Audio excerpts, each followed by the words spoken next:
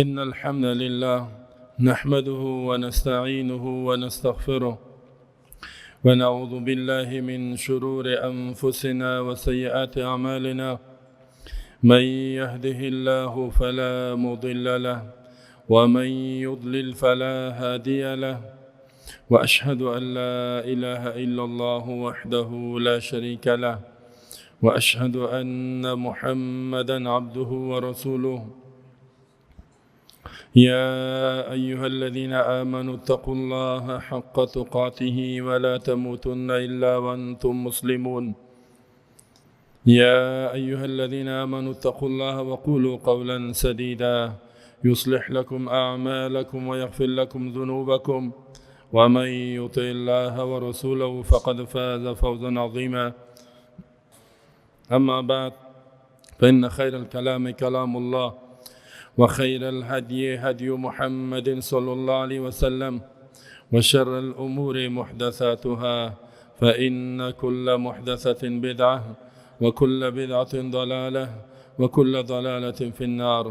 وصلى الله على نبينا محمد وآله وصحبه وسلم تسلیما كثيرا. دوستان عزیز، برادران و خواهران مسلمان، امروز در ارتباط به یکی از مکلفیت ها و یا موضوعات مهم در اسلام که عدالت است، عدل کردن و عدالت مراعات کردن در همه بخش های زندگی، چه زندگی عقیدتی است، اعتقادات است، یک مسلمان در اینجا از عدل کار بگیره، و اگر زندگی عبادات است هم از عدل کار بگیره. زندگی خانوادگی، اجتماعی و زندگی قضایی و جزایی و سیاسی، همه قسم اقتصادی، در همه بخش ها عدالت یک فریضه است، یک حکم بسیار مهم است که مسلمان ها به این حکم عمل کنند، عدالت مراعات بکنند، تماما مشکلاتشان الله متعال حل می سازه. آنچه که مصیبت ها فعلا در زندگی مسلمان ها وجود داره به اساس ظلم است. ظلم در عقیده، ظلم در عبادت، ظلم در خانواده، ظلم در کاروبار، ظلم در زندگی سیاسی و زندگی اجتماعی.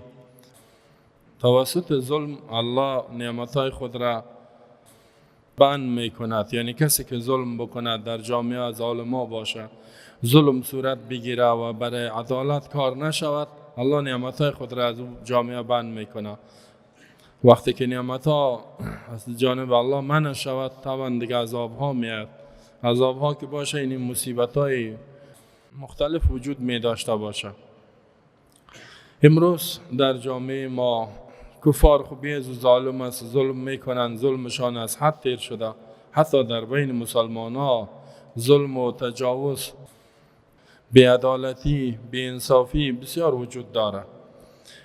به این خاطر ما خواستم که امروز در ارتباط به عدالت بسیار مختصر اما چیز مهم بیان شود.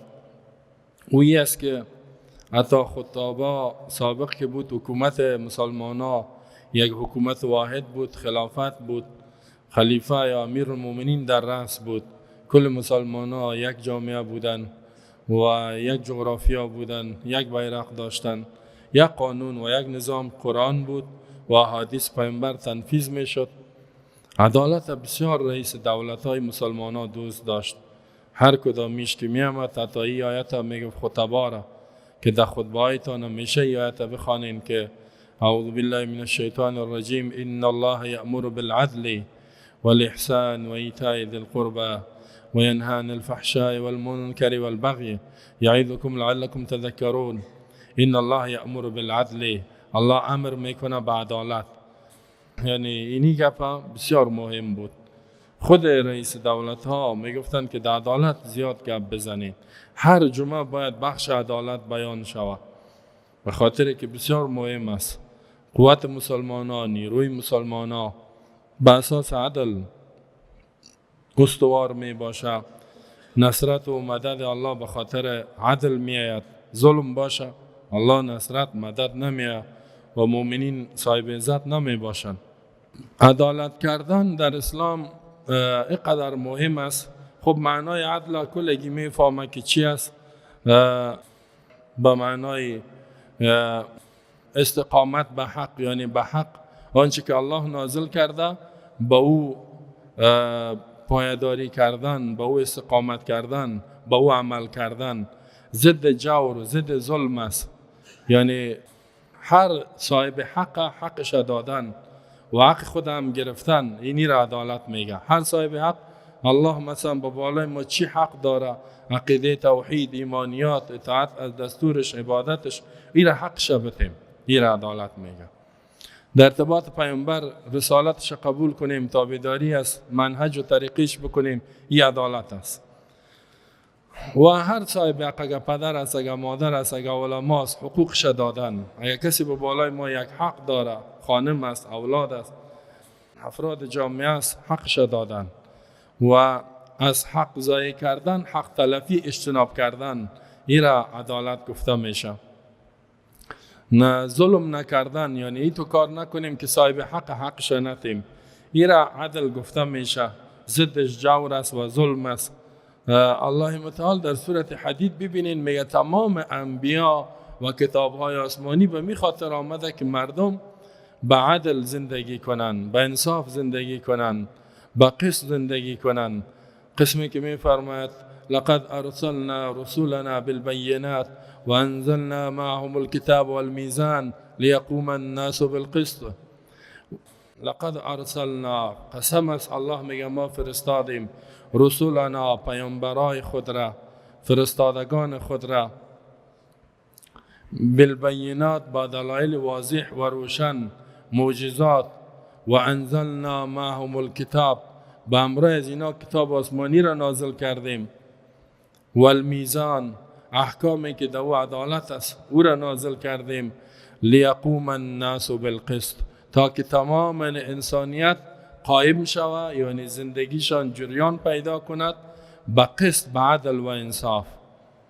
یعنی تمام انبیا 1,24,000 پیامبر به خاطر عدالت آمدگی است. و عدالت اینجا اشاره شد چطور میشه که کتاب آسمانی اونجا نافذ شود. کتاب آسمانی تا که دستور الله، دستور قرآن که فعلا از نافذ نشه، تطبیق نشه، در زندگی ما اونجا عدالت نمیاد.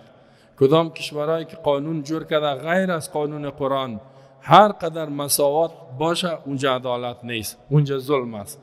زیرا یکی در خود قانون باید عادلانه باشد. قانون یگانه قانونی که دو عدل است قانون الله است. زیرا الله ذاتی است که و ما الله یرید ظلما للعالمین. عدل یک صفت الله است. الله خودش ذاتی است که عدالت میکنه. اراده ظلم هم به مخلوقات خود نمیکنه. و ما انا بظلام للعبید، نیستم ظلم کننده به بالای بنده های خود. هر قانونی را که الله در زندگی ما وضع کرده دو عدالت است. ظلم از بین بردگی است. هیچ نوع ظلم وجود نداره. بنان تا که قانون در زندگی ما قانون قرآن نباشد و قانونی که پیامبر به ما هدایت دادگی است اون نباشه، سنت، اونجا عدالت نیست. حال قوانین های وزیره که شما میبینین مردم ها جور میکنن مخالف قانون قرآن، مخالف قانون اسلام، والله دو ظلم است، 100% ظلم است. دنیا امیال از ظلم موج میزنه به خاطر قانون الله نافذ نیست در دنیا و قانون قرآن اونجا وجود نداره. در بعض جا فقط در مورقه است، در کتاب است خلاص، یا در جریده رسمی نشر شدگی است یا در مجله است، اما در زندگی مردم نافذ نیست. به می خاطر ظلم موج میزند و ظالم ها را الله بسیار بد میبره. ظالمه انه لا یحب الظالمین، الله ظالم دوست نداره. عادلین الله میگه ان الله یحب المقسطین، الله عدالتکارا را دوست دارد. الله متعال در قرآن بسیار امر به عدالت کردگی است. مثل که پیشتر آیت گفتم که ان الله یأمر بالعدل، بدون شک الله امر میکنه به عدل و الاحسان، احسان کردن. عدلی که هر صاحب حقش بتین، حق کسی است او را برش بتین، احسان کنین یعنی اضافه یک چیز برش بتین، و ایتای ذی القربى، خویشاوندار حقش برش بتین، صله رحمیش و غیره. و ینهی عن الفحشاء، از فحشا، از ظلم الله منع میکند. یعنی ظلم چیزی است که عقل امور را بد میبره. هر کس عدل خوش داره، انصاف خوش داره، از امو نامشه که میشنوه یک ذره خوشحال میشه. بگوی فلانی اینجا عدالت کرد، عدالت است، خوش میشه. بگوی ظلم کرد، خفه میشه. یعنی نام ظلم، فطرت انسان، طبیعت انسان نفرت داره، خوش نداره که ظلم باشه و ظلم بشنوه. اگر که مظاهر عدالت در کجا ظاهر میشه؟ بسیار زیاد است. مظاهر ظلم هم زیاد است. پس به می خاطر الله میگه و ینهی عن الفحشاء. فحشا یعنی از ظلم که عقل انسان را بد میبره، و المنکر چیزهایی که در اسلام منع شدگی است، و البغی ظلم و تجاوز. یعظکم لعلکم تذکرون. و در سوره النساء الله می فرماید که ان الله یأمرکم ان تؤدوا الامانات الى اهلها و اذا حکمتم بین الناس ان تحکموا بالعدل. یعنی یکی از مظاهر عدالت در حکمیت، یعنی در حکومت استی، قاضی استی، فیصله که میکنی، اینجا بسیار مهم است. الله امر میکنه که ان تؤدوا الامانات، امانت ها را به اهلش بسپارین. این دستور الله. امانت چی را میگه؟ که یک وظیفه که بر تو سپاریده میشه، یک حقوقی که بر تو داده میشه، اون را به اهلش بده. اگر وظیفه حکومتی است، یا کسی برات به چیز امانت مانده، دستور و نظام الله قرآن خودش امانت است، این را درست ادا کنین. و اذا حکمتم بین الناس، وقتی که در بین مردم حکم میکنین، قاضی شدین، فیصله میکنین، ان تحکموا بالعدل، حکم به عدل و انصاف بکنین. ان الله نعم ما یعظکم به. الله بهترین وعظ و نصیحت میکند شما را، یعنی سعی کنین عدالت. زیرا الله که از عدالت گپ میزنه، باز میگه که بهترین وعظ میکند. پیامبر صلی الله علیه و سلم وقتی که در مدینه آمد، در بین بنو قریظه و بنو نذیر یک ظلم وجود داشت. یک قوم که یکی را میکشت، بر از اون نیم دیت میدادن، و اگر دیگه قوم می بود پوره دیت میگرفتن. یک حدیث صحیح میاد. الله پیامبر گفت که عدالت کو در بین از اینا. پیامبر صلی گفت نه، هر کس ظلم بکنه، اگر کسی را میکشه قصاص میشه، مگر که او از طرف وارثینش یا از طرف اولیایش بخشیده شود. اما اگر دیت است، از دو جانب باید کامل باشه. یکی قوم ضعیف است، نیم دیت بر از او میتن، و اگر قوم قوی است، پوره دیت، یعنی خونبها را مکمل میگیرن. این ظالمانه است. پیامبر گفت در حکومت ما جایگاه نداره. یعنی سعی کنین کافرها، یهود در اونجا زندگی میکرد، یهودیا سرسخت‌ترین دشمن اسلام، اما پیامبر عدالت میکرد در بینشان. در سوره مائده الله میگه و ان حکمت بینهم فحکم بینهم بالقسط. اگر حکم میکنی به عدالت فیصله کو، در بین کافر عدالت کو، با بالای کافر هم ظلم نکنی. قسمی که در دیگه آیت میگه ولا یجرمنکم شنآن قوم علی الا تعدلوا اعدلوا هو اقرب للتقوى. سبب نشود دشمنی قوم که شما عدالت ترک کنید. هر کس قدر یک کسی ظلم کرده با تو عدالت اعلانتی، تو به عدالت قائم باش، پابند باش، زیرا ایمان است و تقاضا داره. زیرا الله در قرآن می فرماید که یا ایها الذین آمنوا كونوا قوامین بالقسط شهداء لله ولو على انفسكم او الوالدين والاقربين ان يكن غنيا او فقيرا فالله اولى بهما ولا تتبعوا الهوى ان تلووا. سعی کنین در اینجا الله میگه ای مؤمنین خبردار، ایمان از شما تقاضا دارد که کونوا قوامین بالقسط، شوین قوامین، یعنی بسیار استوار باشین، ثابت قدم باشین، بالقسط، بعدل و انصاف، یعنی به قانون الله، به نظام الله، به پابند باشین. عدل و انصاف چی معنا؟ مطابق به قانون الله استوار باشه. هر چیزی که الله میگه اون امور عملی کنه. ولا یجرمنکم شنآن قوم، سبب نشود دشمنی قوم، یهودی است، نصرانی است، کافر است یا دشمنت است، علی الله تعدلوا، به این کار که عدالت ترک کنین. خبردار، هر قدر یک کسی با تو دشمنی دارد، اما زمانی که در قضاوت و فیصله آمد، از عدل کار بگیری، یعنی از دستور الله، از دستور قرآن دستور بگی. اعدلوا، عدالت کنین، هو اقرب للتقوا، این بسیار به تقوا نزدیک است. یعنی کسی میخواد متقی شود، باید در همه بخشای زندگیش عدالت و انصاف در نظر بگیرد. واتقوا الله، از الله بترسین، یعنی ظلم نکنین، بی‌عدالتی نکنین. ان الله خبیر بما تعملون، بدون شک الله خبردار است با اعمالی که انجام میتین. سوره مائده آیت 8. در اینجا سعی کنین که الله میگه که شما عدالت به خاطر ما ثابت قدم باشین و عدالت بکنین. یک آیت دیگه اینطور است که یا ایها الذین آمنوا کونوا قوامین لله شهداء بالقسط، ای مؤمنین خبردار قوامین ثابت قدم باشین به خاطر الله، گواهی بتین به عدالت. اگر شاهدی دادن است هم به عدل و انصاف باشه، کی حق است کی نیست، کدام نظام حق است کدامش نیست، از انصاف کار بگیرین، ظلم نکنین. پیامبر صلی الله علیه و سلم در قرآن میگه که الله برش میگه که بگو که و امرت لاعدل بینکم، و امرت، ما امر شدیم از جانب الله، مأمور هستم لاعدل، تا که عدالت بکنم بینکم، در بین شما کافرها. سه که الله میگه در بین همی کافرها مشرکین است. یا این آیات است که در مکه نازل شده. عدل بگو که من مأمور هستم که عدل کنم، ظلم نمیکنم به بالایتان. اگر که شما کافر هستین، دشمن ما هستین، ولی ظلم نمیکنم. پیامبر صلی الله علیه و یعنی فرض بود به بالایش که عدالت بکند.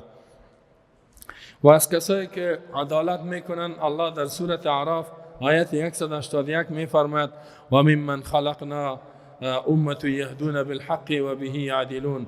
بعضی از کسایی که ما پیدا کرده بودیم در امتهای گذشته و فعلی کسایی هستند که امتون یک جماعتی هستند یهدون بالحق، که مردم هدایت میکنن به حق، یعنی به عدالت، با آنچه که الله نازل کردگی است، و به یعدلون، و به حق است و به عدالت که است عدل میکنن، یعنی فیصله میکنن. فیصلهشان هم به حق و عدالت است. الله متعال میگه که کم مردم است که عدالت میکنن و از اینا صفتشان یاد میکنه. ابن کثیر میگه اینا امت رسول الله صلی الله علیه و سلم است که عدالت میکنن. خب در ارتباط با عدالت آیت های زیادی است که از اون جمله الله متعال میگه اگر در بینتان کدام قتل میشه، جنگ میشه، جنجال میشه، یک دیگر تجاوز میشه، شما اصلاح میکنین اما عدالت کنین. و این طائفتان من المؤمنین نقتتلوا فاصلحوا بینهما بالعدل، اگر دو طایفه از مؤمنین جنگ میکنن در بین یک دیگر، یعنی میزنن یک دیگر میکشن، فاصلحوا بینهما، شما صلح کنین، اصلاح کنین در بین دو جماعت. و این بغت احداهما علی الاخرى، اگر بغاوت کرد یکش به بالای دیگهش، فقاتل التي تبغي، بجنگین با کسی که باغی است، ظالم است، کسی که ظالم است، علی ازو بجنگین، حتی تفیه الی امر الله، تا اینکه بازگشت کند به کتاب الله، به دستور الله، به فرمان الله. فان فاءت، اگری بازگشت کرد، فاصلحوا بینهما بالعدل، اصلاح کنین به عدل، و اقسطوا، عدل بکنین، انصاف بکنین. ان الله يحب المقسطین، بدون شک الله عدل کننده دوست داره. در ارتباط با عدل و عدالت بسیار آیات ها است و احادیث گفتیم که کل نظام اسلام بینمی استوار است. اما میبینی باید یک مسلمان دمی فطرتش نباشه که من اندک ظلم بکنم با کسی. اما مسلمان هم میبینی تو ظلم های کلان میکنه، ایران میمانی. از جمله عدل که بسیار مهمه در عقیده است که شرک، کسی عقیده توحید نداره، 6 رکن ایمان قبول نداره، از این که ظالم پیدا نمیشه، از این که یعنی ظالم تر پیدا نمیشه. به می خاطر الله می فرماید که ان الشرک لظلم عظیم، شرک از بزرگترین ظلم است، یعنی خلاف عدالت و انصاف. عدل در برابر الله متعال است که هر دستوری که در معرفت خود الله دادگی است، در عقیده به ما دادگی است که شناخت الله است و شناخت ذات از او با وحدانیتش، با یگانگیش است، ما الله متعال باید امو قسم عقیده کنیم و با مو باور بکنیم که حقدار عبادت و اطاعت در کائنات یک ذات است که الله است. الله صفاتی داره که هیچ مخلوق او صفات کمال نداره. اگر کسی این را قبول نداره، عقیده توحید قبول نداره، ایمانیات قبول نداره، از این که ظالم پیدا نمیشه. برن اولین مظاهر عدل عقیده است که عقیده ما مطابق با قرآن باشد، مطابق با هدایت پیامبر باشد، عقیده توحید باشد، عقیده که الله کل کائنات به می خاطر پیدا کردگی است که عقیده یعنی ذات توحید الله وحدانیت الله اشکارا شد. قسمی که میفرماید و ما خلقنا السماوات والارض الا بالحق، ما آسمان و زمین پیدا نکردیم مگر به حق، یعنی تا اینکه الله ظاهر شود، عقیده توحید آشکارا شود. و السماء رفعها و وضع المیزان، الله میگه آسمان ها را بلند کرده و دهی عدالت وضع کردگی است. الله تطغوا فی المیزان و اقیموا الوزن بالقسط ولا تخسروا المیزان، یعنی سعی کنین کائنات به اساس عدالت پیدا شدگی است که مردم عدل بکنن، از ظلم دور شوند. در ارتباط با فضیلت عدالت و مظاهرش یک حدیث براتون میگم، بسیار حدیث. یک حدیثی است که پیامبر صلی الله علیه و آله میفرماید که ثلاث منجیات و ثلاث مهلکات، سه چیز است که انسان نجات میده و سه چیز است که انسان هلاک میکند. منجیات چی است؟ گفت العدل فی حالت الغضب و الرضا، عدالت کردن در حالت غضب و رضا. اگر خوش آمدی عدالت بکو، حتی گپ میزنی گپ عادلانه بزن، زیرا الله در قرآن میگه و اذا قلتم فعدلوا، گپ که میزنین سخن میگین سخن عادلانه باشد. فیصله میکنین، قضاوت میکنین در حالت خوشحالی است یا غضب است. اینطوری که غضب شدی سر کسی ظلم کنی، این انسان نجات میده. فالعدل فی حالت الغضب والرضا. یک دومش و خشیت الله تعالی فی السر والعلانیه، از الله ترسیدن یعنی گناه نکردن، فی السر در حالتی که پنهانی است، کس تو را نمیبینه، والعلانیه آشکارا، ناشکارا در روی پیشروی مردم گناه را انجام بده، و نه اینکه در پنهانی، یعنی در هر حالت از الله ترسیدن. وسیم والقصد فی الغنى والفقر، میانه روی در سرمایه دار شدن. سرمایه الله برات داد، میانه رو باش، اسراف نکن. و اگر فقیر هم هستی بخیلی و شومی نکن، میانه روی را انتخاب بکن. سعی کنین این سه چیز میگه نجات میده. یکی از او چی بود؟ عدالت بود. و همین قسم الله متعال میفرماید که یک حدیث صحیح امام بخاری روایت میکنه که سبعة یظلهم الله فی ظله، 7 گروه مردم است که الله متعال اینا را در سایه عرش خود قرار میده. یوم لا ظل الا ظل، روزی که هیچ سایه نیست مگر سایه الله است، او سایه عرشش در حدیث آمده. امام عادل، اولش میگه امامی است که عادل باشه. امام یعنی یک رئیس دولت، رئیس حکومت مسلمانان که عدالت کنه. عدالت چی معنی؟ قانون قرآن نافذ کنه، احادیث صحیح پیامبر نافذ کنه، قوانین اسلام نافذ کنه. و در اینجا رعایت از این نکنه که قوم ماست، ای سمت ماست، ای همزبان ماست، ای فلانیست، ای فلانیست. هر کس قانون الله را یکسان مساوی تطبیق کردن، اینی را عدالت میگه. و این در روز قیامت در سایه عرش الله می باشه. یعنی اونجا دیگه سایه وجود نداره، بسیار آفتاب پایین است، حالت بسیار سخت است. سعی کنین که عدالت چقدر مهم است. و عدالت یعنی از کجا شروع شد؟ از رئیس دولت شروع میشه، از رئیس حکومت شروع میشود. و دیگه حدیث است که پیامبر صلی الله علیه و سلم میفرماید که عدل کردن در قضا، میفرماید که القضات و ثلاثه، قاضیان 3 نوع هستند. کسای قاضی فیصله میکنن، در زندگی مردم قضاوت میکنن.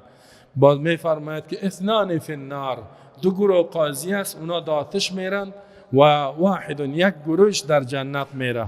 و 2 گروهش که در آتش میره کدام است؟ پیامبر صلی الله علیه و سلم گفت که یک کسی که علم الحق، حق میشناسه، قرآن میفهمه، عدالت میفهمه، حدیث پیامبر میفهمه، قانون الله را، فیقضی بی، باز عالمانه فیصله میکنه مطابق به قرآن، اینی کس در جنت میرود. و این جنتی است، یعنی از آتش جهنم نجات میافته و در زیر سایه عرش الله می باشد. اینمی ثواب شما است. دوم قاضی است که حق نمیفهمه، فیصله میکنه عادلانه، اما تو جاهلانه می باشه، تصادفی برابر میشه، برابری است. این هم جایش در آتش است، در جهنم میره. اگر که ظلم نکده اما به اساس حق نکده، به اساس قرآن، به اساس اسلام فیصله نکده، این هم در جهنم میره. این آدم در جهنم میره. امی یک نوع قاضی. دوم کسی است که خوب میفهمه که اینمی ظلم است، این قانون ظالمانه است، این قانون قرآن نیست، قانون اسلام نیست، به اساس از او فیصله میکنه. میفهمه که اینمی ظلم است، فیصله میکنه، این خدا آتش میره و میره.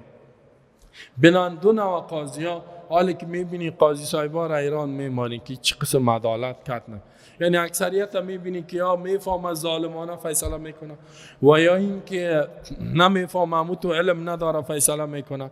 یک بسیاری تو قاضی ها را که بزربین پیدا کنی که قرآن هم بفهمه، اسلام هم بفهمه، مطابق از او فیصله کنه، این دیگه بسیار کم هستند.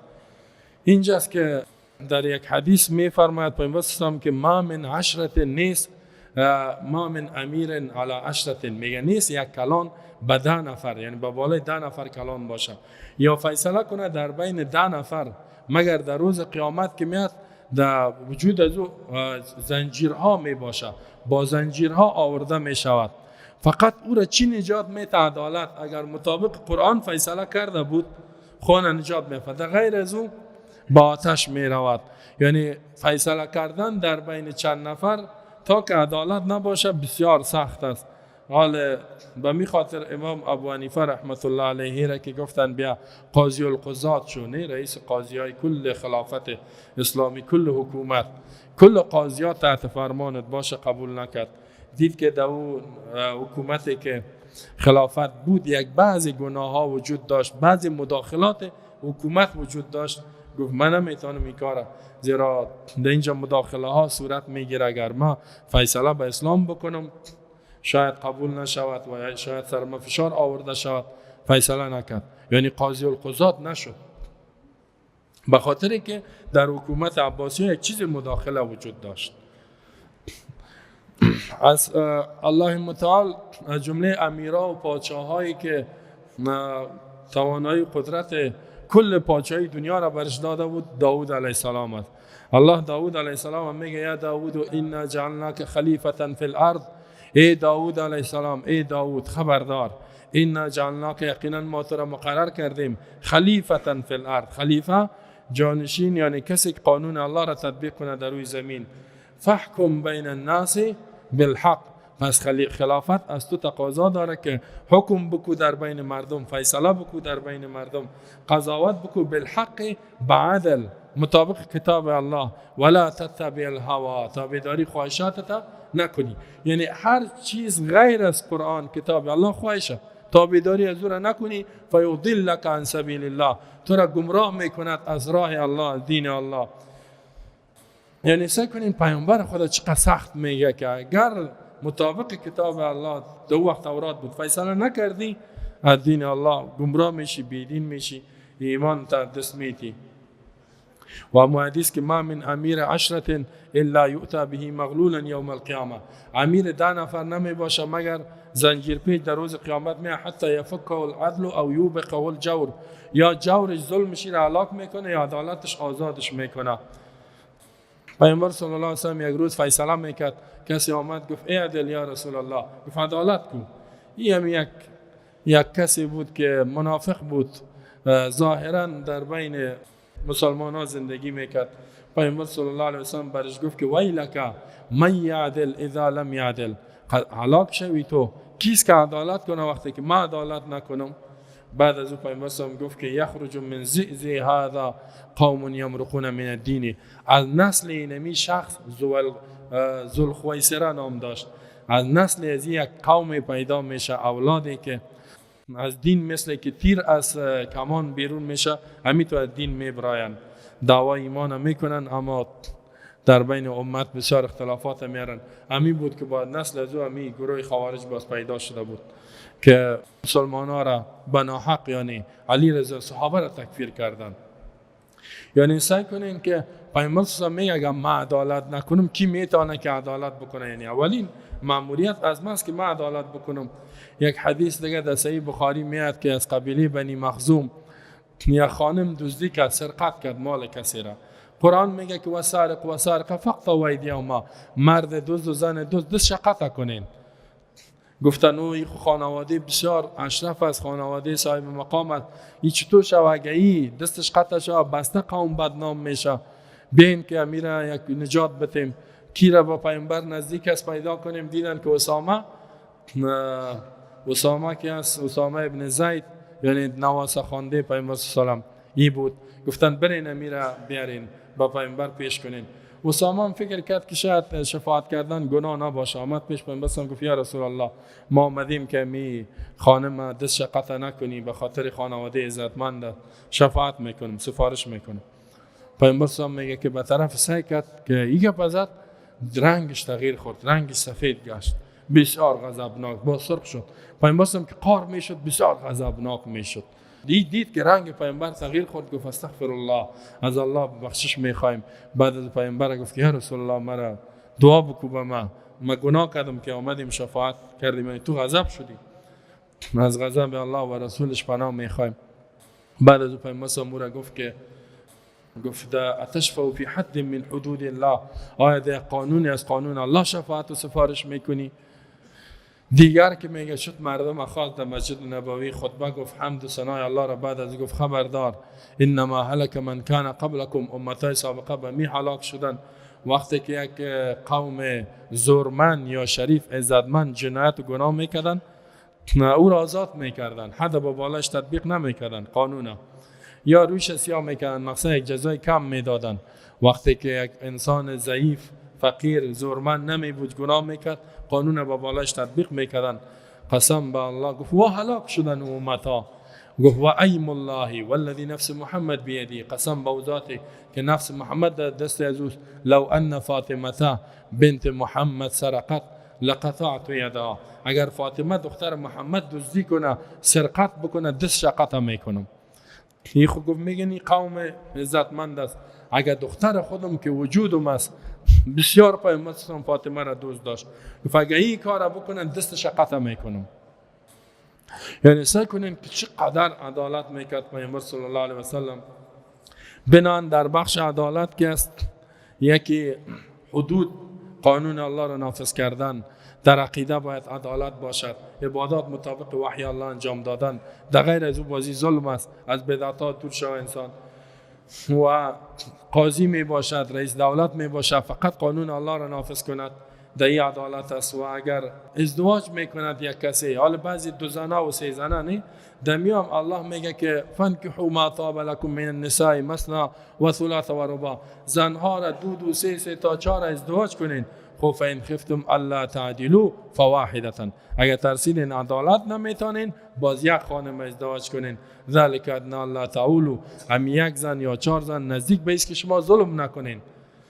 در روز قیامت میگه کسی که 2 زنه است عدالت نکرده، میایه یک توتیش فلج است در زمین افتیدگی است کش کرده میایه و الله کی را رسوا میکنه، به مردم نشان میده، میگه این 2 زنه ای که یا 3 زنه 4 زنه عدالت نکرده بود، مردم میبینه که اینی خائن بود، در دنیا خیانت کردگی است. حال بعضیا 2 زنه است میگن خیر از این کدام گپی نیست و مهم نیست. در بین اولاد پیامبر میگه اعدلوا بین اولادکم، در بین اولادایتون عدالت کنین، حتی یه چیز میگیرین برای کلش بگیرین، و اگر محبت میکنین بوسه میکنین اولاد کلش هم میتو کنین، این تو نه که یکش ترجیح میتی دیگه ش پسر میمانی، دایی هم ظلم است و این هم پیامبر تقبیح کردگی است.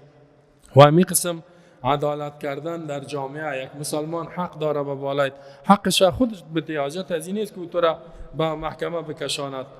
و در زندگی اقتصادی از حرام اجتناب کردن، از خوردن مال مردم اجتناب کردن.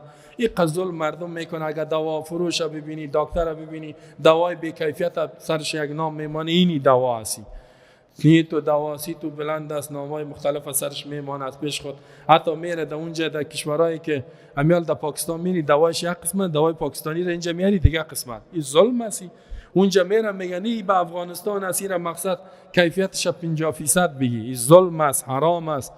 در تیل فروشی ها میری همی تانگای تیل که میبینی سوپر نوشته کرده و چی نوشته کرده، در حالی که 3 درجه 4 درجه را بر تیل میته، گازش همی تو، گوشت برات میته، می قسم غذا را میته، می تو. اگر کچالو یک چیز میفروشه پیش رویش خوبش مانده، داخلش ببینی مرداری است، می قسم میوه هایش ببینی در ظاهرش خوب نشان می، بینش خرابه. کل ازی در ظلم داخل است، کلش در بی‌عدالتی داخل است. از تمام ازی در خرید و فروش بعضیا مواد سابق میخره باز میمانه، احتکار میکنه، قیمت میفروشه. در فایده گرفتن هم انصاف و کار است. 30% فایده بگی، 50% فایده بگی، کل مشکلات چیزای ضروریات تا پورا کرده. حتی بعضیا 100%، 200%، 300% فایده میگیرن. خود ظلم است. یک کسی نمیفهمه بیچاره از کجا میاد ظلم میکنه سرش. دکترها را ببینی یک کسی یک مریض میاد هیچ برای معاینات زیاد ضرورت نداره، فقط یک تابلت برش بده، معاینات التراساوند برش میته، معاینات لابراتوار برش میته، 2000 شد معاینات میگیره. والله حرام است، ظلم است، تجاوز است.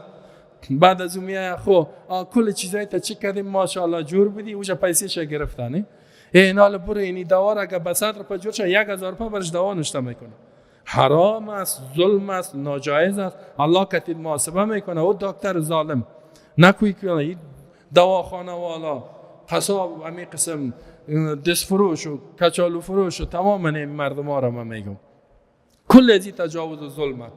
این قدری که دکترها امروز ظلم میکنه هیچ کس ظلم نمیکنه. مردم بیچاره چیز نداره، پیسه را قرض گرفته میاد، معاینات برش داده رئیس، دوا را برش داده رئیس، باز میگه نمیشه معاینات تا بکنی، دوا را فقط غیر در دواخانه خودش دیگه جای پیدا نمیشه، نه که دیگه جای میری نمیشه. در ارتباط عدالت آخری حدیث براتون میگم که ان المقسطین عند الله علی منابر من نور، کسایی که عدالت میکنن الله میگه به منبرای نور میباشند. منبرها هست در جنت از نور است، یعنی یک درجه خاص است. عن یمین الرحمن، در طرف راست رحمان است. و کلتا یدیه یمین، هر دو دستای الله یمین است. الله دو دست داره. کیستن اینا؟